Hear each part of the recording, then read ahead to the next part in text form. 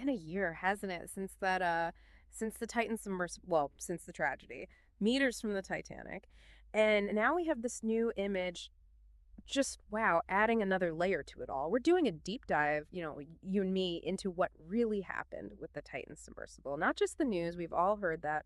We're going deeper. Why? How? What does this all mean, about risk and, well, about us, about pushing the limits? And this time it's different. It's personal. You look at that photo, and even though it's not, graphic, it hits you. That's the Titan, right there on the ocean floor. 5 people went looking for history. And before we go any further, though, let's get on the same page. Just a quick recap. The Titan, it was on a mission to the Titanic, right?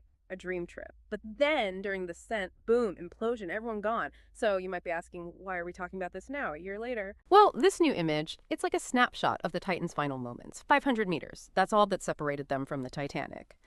But that's just the beginning. We're not here to just look at pictures. We're going deeper. We're talking about the people, the choices, the warnings maybe that were ignored. There's an engineer, who wouldn't work on the Titan, said it wasn't safe. And then there's the whole corporate side. Did they ignore things? We need to talk about that, It's chilling to think about. An engineer saying, I'm not going to work on this. It's not safe.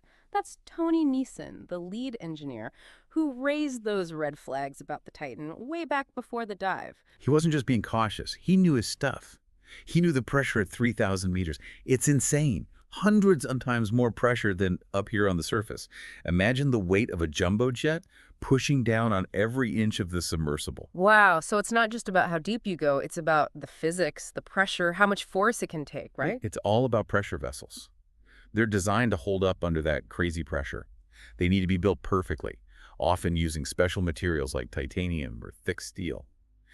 Nissen was worried that the Titan's design, it was carbon fiber and titanium together, and he thought it wasn't strong enough for that depth. That's scary. And the worst part is that he tried to warn them, and his concerns ignored. We're talking about a professional engineer saying, this is dangerous.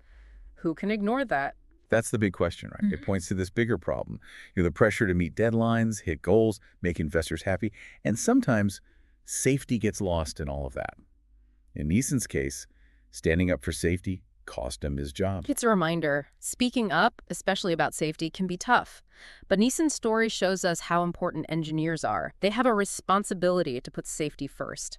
And even worse, it wasn't just Nissen. Apparently, other experts said there were problems with the Titan's design, too. This brings us to Stockton Rush, OceanGate's CEO, the one who was leading the whole Titan project. And what he did, what's coming out in these hearings, it's pretty concerning. Yeah, because it wasn't just about the design. It was about how he led, the decisions he made, his whole approach to risk. It was, well, let's just say, not great. To say the least. There's proof that Rush dismissed safety warnings. He saw them as problems, not as important signals. Like the time he allegedly ignored his pilot's advice and rammed the submersible into the Titanic? Seriously, you can't make this stuff up. Who does that? It's mind-boggling, right? And it's not just disagreeing with a pilot. It's not listening to an expert, not being careful. Remember what we were saying about Nissen? Yeah. The pressure to achieve, to go further. It seems like Rush, he wanted innovation so much that he ignored those safety lines. It really makes you wonder. And that whole thing with the remote control, it's telling. He wasn't just disagreeing with the pilot. It's like he didn't even care what the expert thought. No caution at all. Remember what we were talking about with Nissen? All that pressure to get results, to push things too far. It feels like Rush, in his drive to do something new, he forgot about safety, about common sense even. So we've got this, recipe for disaster, this submersible that might have been, well, too ambitious, a leader who didn't want to hear about safety. And then on top of it all, you've got the Titanic. It's like this magnet pulling people in, but it's dangerous. Exactly. The Titanic, it's a huge part of history, this amazing feat of engineering. But then this tragic reminder that nature is powerful and we need to respect that. It makes sense that people would want to see it with their own eyes, but that desire, it can make you forget about the risks. It makes you think, how do you balance that need to explore to see how far we can go with being safe, with remembering that the ocean, it's not a game? That's the question, and it's not easy to answer. But what we can learn from what happened to the Titan is we have to ask the tough questions. We have to demand transparency to really strict safety rules, especially in extreme environments like the deep ocean. You've really given us a lot to think about today. This hasn't just been about the Titan, about the technical stuff. It's about people, about choices, about leadership. It is. It reminds us that progress, doing new things, it can't come at the cost of human life.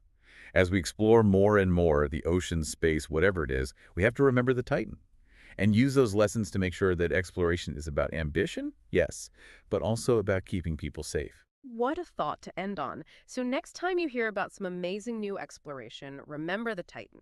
Remember the people we lost, the lessons we learned, and ask yourself, are we pushing the limits, but are we doing it safely? Are we putting human life first?